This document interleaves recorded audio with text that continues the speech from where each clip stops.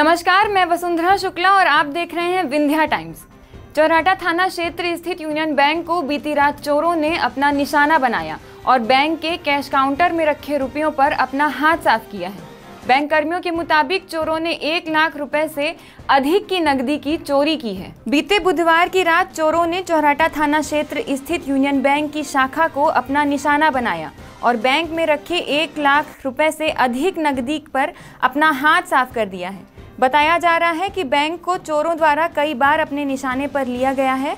Bank में चोरी का मामला आज सुबह सामने आया जब बैंक खोलने पहुंचे बैंक कर्मी ने बैंक के अंदर इधर उधर फैले सामानों को देखा। बैंक कर्मियों के मुताबिक चोरों ने बैंक के पीछे की दीवार को तोड़कर घटना को अंजाम दिया है। घटना की सूचना मिलने पर स्थानीय पुलिस भी पहुंच गई। इसके साथ ही चोरों के बारे में सुराग लगाने के लिए खोजी कुत्तों को भी बुलाया गया है। पुलिस मामले की जांच कर रही है। अब तक चोरों का कोई सुराग पुलिस के हाथ नहीं लग सका है। सर, कैश का काउंटिंग अभी नहीं हो पाया है। अभी कॉइन्स छोड़ के कुछ सॉइल नोट्स थे और कुछ सही नोट्स थे, वो लेके गए हैं और अभी ठीक ढंग से काउंटिंग नहीं हो पाई है और 1 घंटे में हम आपको बता पाएंगे कितना कैश है। सुबह में अपना जो अपने ब्रांच के जो दफ्तरी हैं, उन्होंने जब शाखा खोला तो देखा कि भाई जो है पीछे का गेट टूटा हुआ है, दीवार टूटी हुई है, तो उन्होंने मुझे तुरंत फ़ोन लगाया कि सर ऐसी बात हो गई है। मैं तुरंत भागा चला आया यहाँ पे। उसके बाद फिर मैंने टीआई साहब को रिपोर्ट किया, अपने रीजनल ऑफिस में रिपोर्ट किया। भारतीय कृषि एवं मजदूर ग्रामीण संघ ने आज विभिन्न मांगों को लेकर शहर स्थित वेंकट भवन के पास धरना दिया। मजदूरों की मांग है कि सरकार द्वारा न्यूनतम मजदूरी की दर को लागू किया जाए, साथ ही सुरक्षा व अन्य सुविधाएं मुहैया कराई जाएं। आज शहर स्थित वेंकट भवन के पास भारतीय कृषि एवं मजदूर ग्रामीण संघ ने विभिन्न मांगों को लेकर धरना दिया।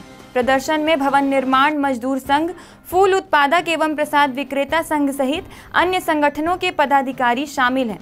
मजदूरों की प्रमुख मांग है कि सरकार न्यूनतम मजदूरी की दर को निर्धारित करे। इसके साथ ही मजदूरों को बेहतर मूलभूत सुविधाएं उपलब्ध कराए। इसके साथ ही नगर निगम प्रशासन पर मजदूरों को प्रताड़ित करने का भी आरोप लगाया। मजदूरों ने कलेक्टर को ज्ञापन सौंपते हुए कहा कि सरकार द्वारा चलाई जा रही योजनाओं का लाभ आवश्यक रूप से मजदूरों के हित में दिया जाए। आज यहाँ पर हमारे असंगठित क्षेत्र की अनेकों यूनियनें विभिन्न प्रकार की समस्याओं को लेकर के कलेक्टर के माध्यम से माननीय मुख्यमंत्री को ज्ञापन सौंपकर ये आग्रह करेंगी कि जो हमारे ज्ञापन में मांग पत्र में दर्ज जो समस्याएं हैं उनका अतिशीघ्र निराकरण करवाएं। इसमें हमारे कृषि एवं ग्रामीण मजदूर संघ, भवन एवं अन्य संनिर्माण मजदूर संघ, स्व सहायता समूह कार्यकर्ता संघ, फूल उत्पादक एवं प्रसाद विक्रेता संघ, किसान मित्र एवं दीदी कार्यकर्ता संघ जैसे अनेकों संगठन के हमारे पदाधिकारी यहाँ पर उपस्थित हैं और ये सभी अपनी अपनी मांगों को लेकर के ज्ञापन सौंपेंगे। कलेक्ट्रेट कार्यालय के मोहन सभागार में आज कलेक्टर ओपी श्रीवास्तव ने प्रेस वार्ता आयोजित की, जिसमें उन्होंने सरकार की योजनाओं को अंतिम छोर तक पहुंचाने की बात कही। रीवा जिले में नवीन पदस्थापना प्राप्त करने के बाद आज कलेक्टर ओपी श्रीवास्तव ने पत्रकारों से मुलाकात की, जिसके बाद उन्होंने जिले भर में प्रशासनिक कार्यों में हो रही दिक्कतों पर चर्चा की तथा लंबित पड़े कार्यों को जल्द पूरा कराने का आश्वासन दिया। कलेक्टर ने पत्रकारों से चर्चा करते हुए पहले तो उनसे परिचय प्राप्त किया, बाद में अपनी कार्यशैली की विशेषताओं को बताते हुए सरकारी योजनाओं के बारे में चर्चा की। इस दौरान पत्रकारों से चर्चा करते हुए कलेक्टर ओपी श्रीवास्तव ने कहा कि तालाबों की सुरक्षा से लेकर शासकीय जमीनों को बचाने तथा लंबित प्रकरणों को शीघ्र निपटाने के साथ ही जिले भर में आने वाली समस्याओं को समय पर निपटाने की योजना बनाकर काम करने का प्रयास किया जाएगा। वहीं कलेक्टर ने बताया कि पेंडिंग मामलों को शीघ्र निपटाने के लिए तहसीलदारों को भी निर्देशित किया जाएगा। श्रीवास्तव ने कहा कि जिले के आम लोगों को समय पर सुविधाएं और शासन की योजनाओं पर न्याय मिले, यही उनकी प्राथमिकता होगी। तरीका है, मैं चाहता हूं कि किसी तंत्रगत सुधार होना चाहिए, तो मेरे अगर मैं नहीं रहूं तब भी वो सिस्टम में सुधार होना चाहिए। हम आज किसी को टारगेट दे दें कि 10 दिन में वो कर दे और 11वें दिन फिर वो बंद कर दे, तो ऐसा नहीं होना चाहिए। तो मैंने इसके बारे में जो आपने कहा है, जैसे एक तो मैंने कोर्ट कैंप कंपलसरी किए हैं सभी को, तो इसका परिणाम निश्चित रूप से 3-4 महीने के बाद आपको दिखाई देना शुरू होगा, पहला। दूसरा जो मेरा मानना है, यहाँ पे जितने लोग आते हैं सबसे ज़्यादा आपके ज़िले में जो झगड़े हैं वो हैं सीमा विवाद के, ज़मीन के विवाद के। इसने हमारा कब्जा कर लिया, इसने हमारा सीमांकन नहीं किया। और उसमें बेसिक गलती जो मेरी समझ में आई है पिछले 15-20 दिन में गाँव में घूम के, कि हमारा सीमांकन सही नहीं हो रहा है। हम जरीब से करते हैं, उसमें भी फील्ड बुक नहीं बनाते और तमाम सारी बातें हैं। दूसरा मैं ये कर रहा हूँ कि ETS मशीन का सीमांकन कंपलसरी कर रहा हूँ, जल्दी पूरी तरह से बंद कर रहा हूँ, लेकिन चरणबद्ध होगा। लगभग मुझे लगता है 1-2 महीने हमें लग जाएंगे उसको बंद करने में। तीसरा ये है कि लोग ये बहाने करते थे कि हम ETS नहीं चला पाते, तो मैंने अभी रेवेन्यू ऑफिसर मीटिंग में कहा है कि ये किसी का कोई बहाना नहीं, क्योंकि जिसका काम है ETS चलाना वो चलाए, नहीं चला पाता तो वो अपने फोर्स लीव पे जाए। वो हम इसलिए थोड़ी बैठेंगे, ऐसे तो हर आदमी मना कर देगा कि मैं नहीं चला पाता इसलिए मैं नहीं चलाऊंगा। तो इसको मैंने बड़ा क्लियर कहा है कि या तो आप सीखिए, नहीं तो आप लीव पे जाइए। हम सस्पेंड नहीं करते, सस्पेंड से कोई मतलब नहीं होता, वो महीने बाद फिर आ जाता है बहाल होकर और फिर पूरी वेतन ले लेता है। तो आप फोर्स लीव पे जाइए, आप सीख लीजिएगा, फिर आके आप काम करना। लेकिन मेरा टारगेट ये है कि 2 महीने के 2 या 2.5 महीने जैसा भी हमको लगेगा, हम इसको पूरी तरह से मशीन पे आधारित करेंगे और इनको उससे होंगे तो ये बहुत सारे विवाद कम हो जाएंगे। सतना में 6 माह पूर्व अजाक संयोजक की हुई हत्या के आरोपियों को गिरफ्तार करने की मांग को लेकर मृतक के पिता ने आज प्रेस वार्ता कर सतना के सिविल लाइंस पुलिस पर हत्यारोपियों को बचाने का आरोप लगाया। सतना जिले के सिविल लाइंस थाना क्षेत्र में 6 माह पूर्व अजाक संयोजक की सरकारी आवास पर हुई हत्या के मामले में पुलिस ने अभी तक आरोपियों को गिरफ्तार नहीं किया है। गिरफ्तार करने की मांग को लेकर आज मृतक संयोजक के पिता ने प्रेस वार्ता आयोजित कर पुलिस पर आरोपियों को संरक्षण देने का आरोप लगाया। पिता का कहना है कि पुलिस हत्यारों को सिर्फ इसलिए नहीं पकड़ रही है जिससे कि हत्या के सारे सबूतों को मिटा दिया जाए और हत्यारे निर्दोष साबित हो जाएं। आपको बता दें कि इससे पूर्व भी हत्यारों को गिरफ्तार करने की मांग को लेकर आंदोलन किया जा चुका है। इसके बावजूद भी पुलिस आरोपियों को गिरफ्तार करने में नाकामयाब है। 2018 हमारे अभिषेक सिंह आजाद संयोजक सतना के शासकीय आवास में सिविल लाइन में हत्या हो गई।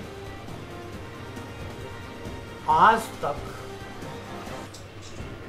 जिसको पुलिस मुख्य आरोपी मान रही है उसको पकड़ नहीं पाई।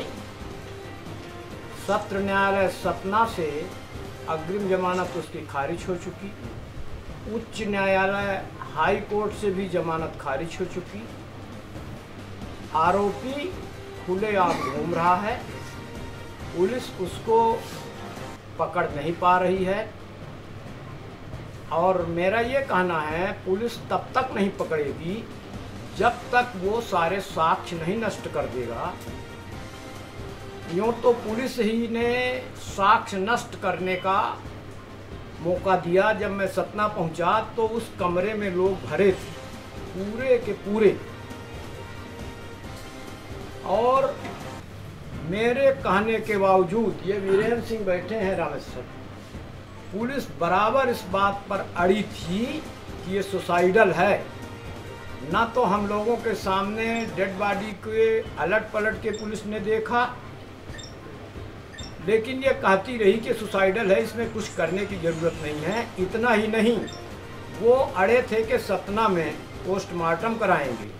तो हमारे वीरेंद्र सिंह जी कलेक्टर से, जब कलेक्टर साहब से बोले तब जाके रीवा में पोस्टमार्टम हुआ और उसमें मुंह और नाक दबा करके हत्या की गई।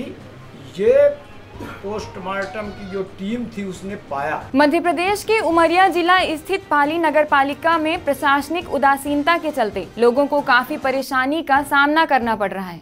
आलम यह है कि सड़क की तलाश में आम जनमानस नालों से गुजरने को मजबूर है। एक और स्वच्छ भारत अभियान के तहत प्रशासनिक अमला नगर व गली मोहल्ले में सफाई के लिए लाखों करोड़ों रुपए खर्च कर रहा है, तो वहीं दूसरी ओर बिरसिंहपुर पाली ने नगर पालिका की उदासीनता बीते कई दिनों से सामने आ रही है, जहां रोड न बनने से गंदगी का आलम बना हुआ है। दरअसल बिरसिंहपुर पाली के वार्ड नंबर 6 के उपाध्याय मोहल्ले में पिछले लंबे समय से नगर पालिका परिषद की उदासीनता के कारण वार्ड वासी नरकी जीवन जीने को मजबूर हैं।